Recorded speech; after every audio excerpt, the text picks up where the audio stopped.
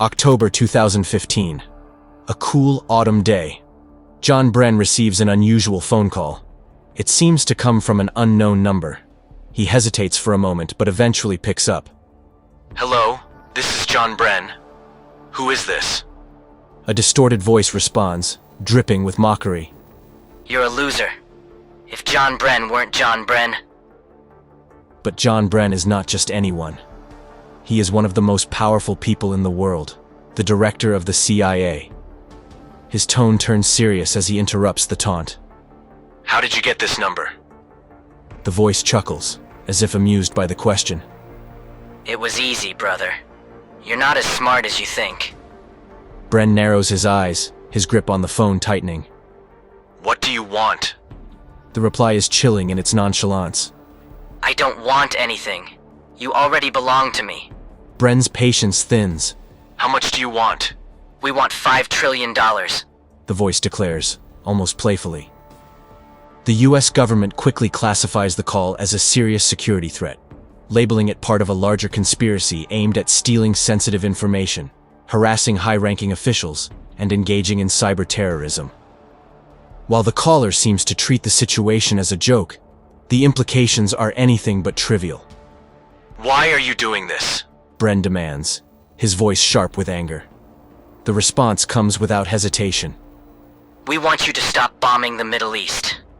Meanwhile, across the Atlantic, in a modest house in the West Midlands, England, a 15-year-old boy sits in his dimly lit room. His phone is still in his hand, his heart pounding. He can't quite believe what he just did. He goes by the online alias Kraka, and has a penchant for smoking weed. In fact, he's high right now. But that doesn't stop him from being the leader of a notorious group known as Kakas with Attitude. Kraka and his small but determined crew have managed to terrify and humiliate the American intelligence apparatus. They've leaked personal data belonging to police officers, FBI agents, and Department of Justice employees. They've passed classified documents to Julian Assange, becoming infamous for their audacious activities. What drives them? For the most part, it's not ideology or money, but pure trolling, a chaotic blend of rebellion and mischief. They thrive on making powerful people uncomfortable, exposing the vulnerabilities of even the most secure systems. And this is their story. A different teenager, who goes by the name Default, is navigating the complexities of adolescence. He's a fairly typical American high schooler who enjoys football, video games, and spending time with his dog. However, there's one thing that sets him apart: constant clashes with his father, a government official. These disagreements shape his perspective on authority, fueling his curiosity about pushing boundaries. At some point, Default stumbles into the world of cheats and hacks for video games. What starts as a way to gain an advantage in gaming becomes a gateway to something much bigger. For the first time, he experiences the thrill of bending systems to his will. Computers, which had once seemed like mere tools, transform into instruments of power. The idea of using them to achieve the impossible fascinates him. 2008 is an exciting time for decentralized activism. Groups like Anonymous are at the height of their influence. Their secretive online chats buzz with activity, attracting attention from curious minds all over the world. For those who manage to infiltrate these spaces, the experience is like watching a digital revolution unfold in real time. Default is captivated. To him, Anonymous represents the perfect blend of freedom and chaos. Their actions demonstrate how one can command global attention without ever leaving their bedroom. Some of their activities carry political undertones, while others are simply elaborate pranks. Determined to harness this newfound power, Default dives deeper into the world of hacking. He begins experimenting by targeting random websites, not with malicious intent, but purely out of curiosity. He wants to see if he can break through their defenses. However, after spending time in Anonymous's chats, his initial admiration wanes. As Default observes the group's dynamics, he starts to find them disorganized and riddled with internal conflicts. The chats are swarming with undercover federal agents, and arrests are becoming increasingly common. Trust is hard to come by in such an environment. Anonymous's rapid growth makes it nearly impossible to maintain cohesion or vet members properly. Media outlets often credit them with cyber attacks that are, in reality, carried out by more skilled hackers. To default, the group has become a chaotic mess. Seeking a more structured environment, Default connects with smaller offshoot hacking collectives. One of these groups, AnonSec, stands out. They market themselves as an anti-anonymous faction, but their methods are just as audacious. Like their larger counterpart, AnonSec conducts hacking operations, some with political motives and others purely for the thrill of disruption. AnonSec proves to be a more advanced organization. Their technical skills surpass what Default had seen in Anonymous. Among their arsenal is a powerful botnet, a network of compromised computers under their control. These botnets can be used for a variety of purposes, from spreading malware across the internet to launching massive DDoS attacks that overwhelm servers and render them useless. As Default explores AnonSec's botnet, his curiosity leads him to investigate which systems have been compromised. He stumbles upon a surprising discovery. One of the infected machines belongs to the server of a Canadian medical school, Windsor University. For the first time, Default has direct access to financial records. Browsing the database, he comes across a list of students who owe money to the school.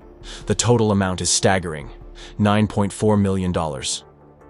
Scanning through the list, Default notices a button at the bottom labeled Delete All. It's almost too tempting to resist. He pauses for a moment, imagining the lives of the people on the list. Many of them are drowning in debt, some owing as much as $70,000 or even over $100,000.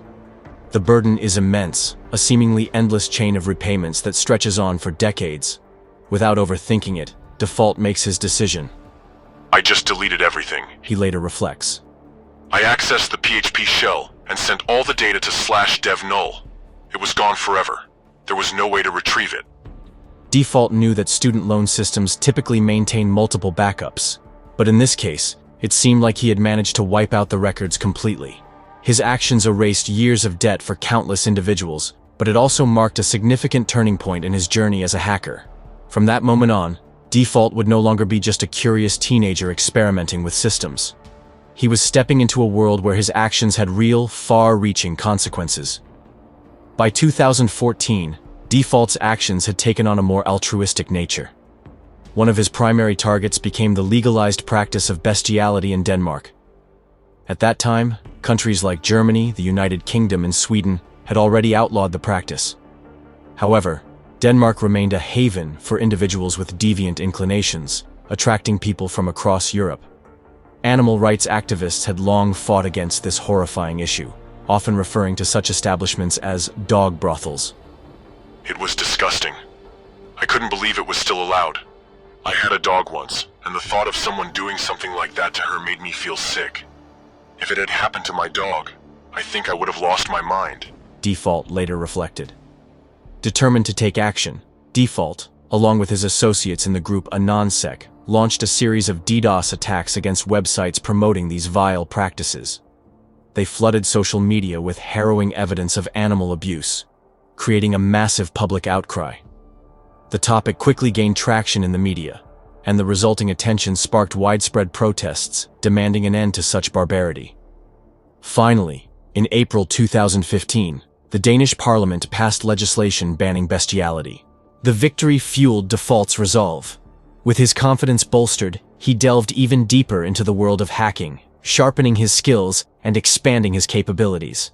Around the same time, Default became an early adopter of cryptocurrency, amassing over 1,000 bitcoins, an asset that would eventually be worth an estimated $70 million. Aware of the risks associated with his activities, Default took extraordinary precautions to protect his identity and wealth. His bitcoins were stored on a heavily encrypted hard drive. He refused to connect to his home Wi-Fi, relying instead on a satellite antenna to access free Wi-Fi from a cafe located nearly a mile away. Each of his devices was encrypted, requiring long decryption processes every time he turned them on. His security measures bordered on paranoia, but he knew the stakes were high. He had made powerful enemies. A parallel story unfolded on another front. In 2013, Edward Snowden, a 29-year-old contractor for American intelligence agencies, was wrestling with his own moral dilemmas. having contributed to the creation of surveillance tools that allowed the US government to monitor virtually anyone with internet access. He was consumed by guilt. The knowledge of how these tools were being misused to violate the privacy of millions was too much for him to bear. Snowden meticulously gathered evidence of widespread surveillance and made the life-changing decision to blow the whistle.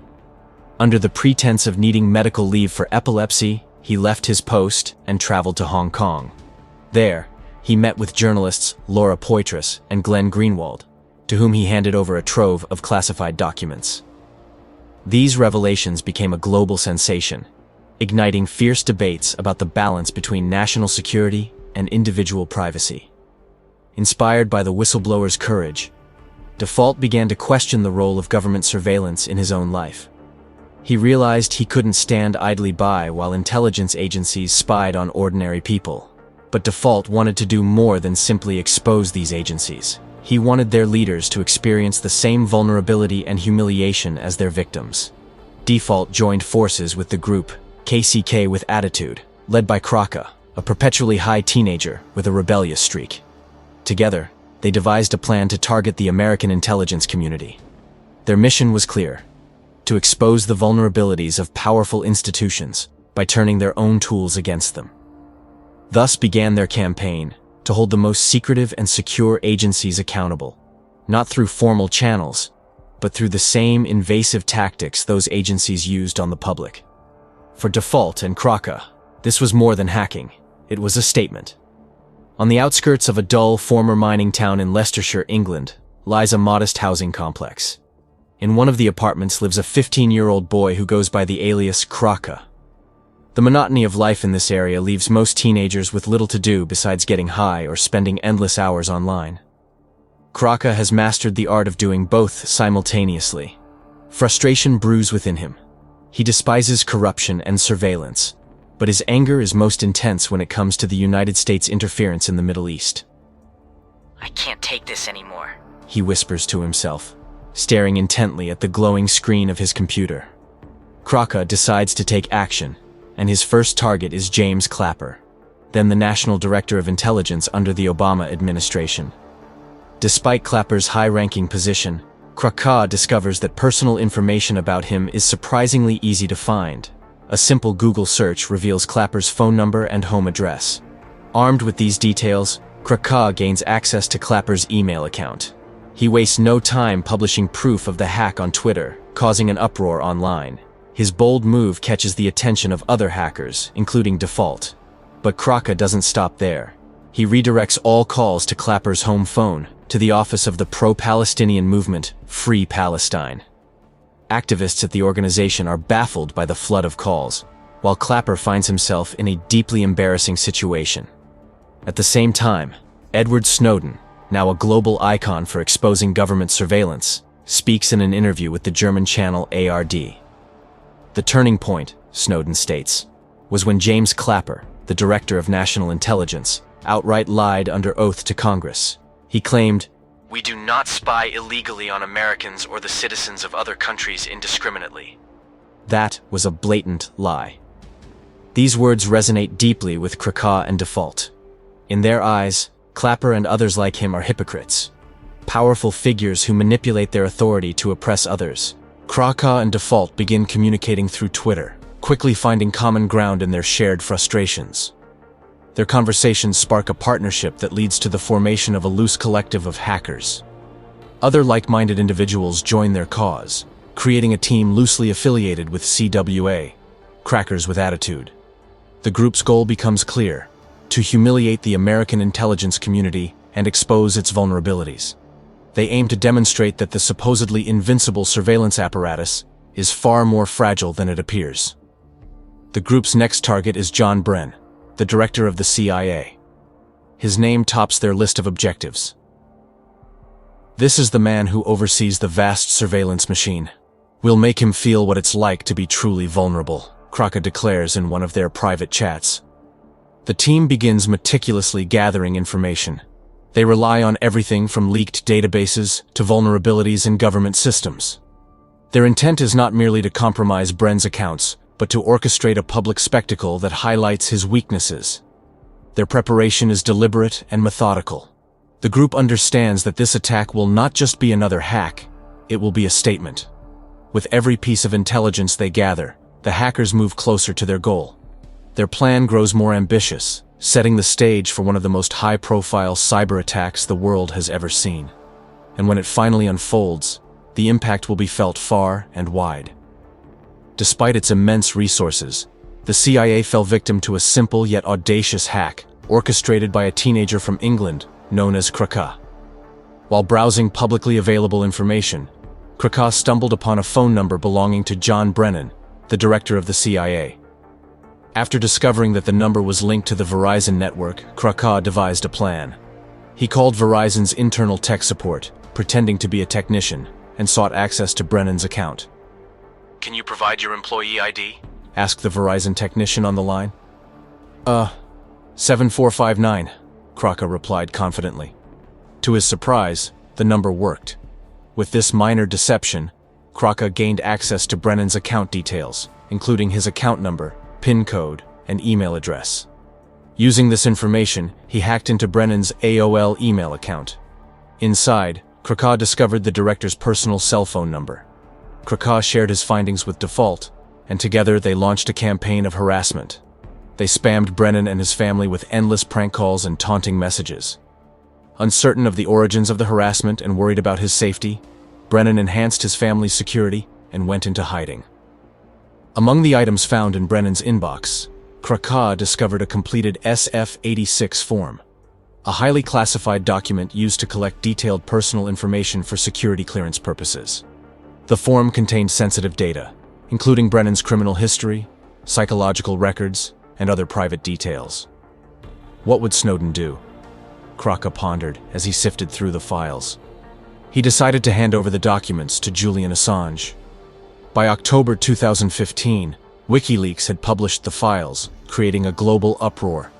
The leaked information included recommendations from the Bush administration regarding strategies in the Middle East, internal Senate Intelligence Committee communications about legalizing and legitimizing enhanced interrogation methods, also known as torture.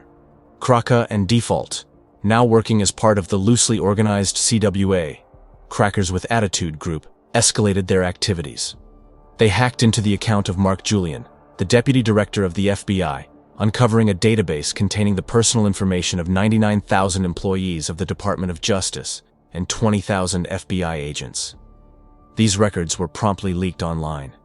Their attacks didn't stop there. They accessed the automated booking system of the U.S. Department of Justice, containing records of every prisoner in the United States. They published files about incarcerated hackers, including high-profile individuals like Jeremy Hammond. The team's relentless hacking spree sowed chaos and embarrassed one government institution after another.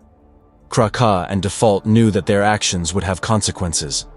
While they succeeded in humiliating some of the world's most powerful intelligence agencies, their defiance came at a personal cost. Default made a fatal mistake during a casual conversation with a friend. While drunk, he inadvertently admitted to being involved in the CIA hack. His friend, either out of fear or resentment, informed the authorities. The FBI quickly acted on this tip, launching a raid on Default's home. Agents burst into his room just as his encrypted computer finished decrypting. They confiscated his equipment, including a hard drive containing over 1,000 bitcoins, worth approximately $70 million at the time. I thought I was doing the right thing, Default admitted later during his trial. Default was sentenced to 5 years in federal prison, spending much of his time in solitary confinement due to COVID-19 restrictions. Krakow, being a minor, faced a less severe punishment. Arrested by British authorities, he was sentenced to 2 years in a juvenile detention center.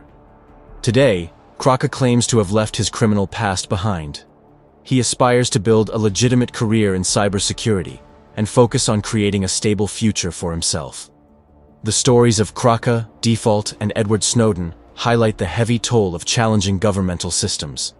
Whether driven by principles or rebellion, the fight against powerful institutions leaves an indelible mark on one's life. Make sure it's worth it. Default concluded, reflecting on the choices that had shaped his journey.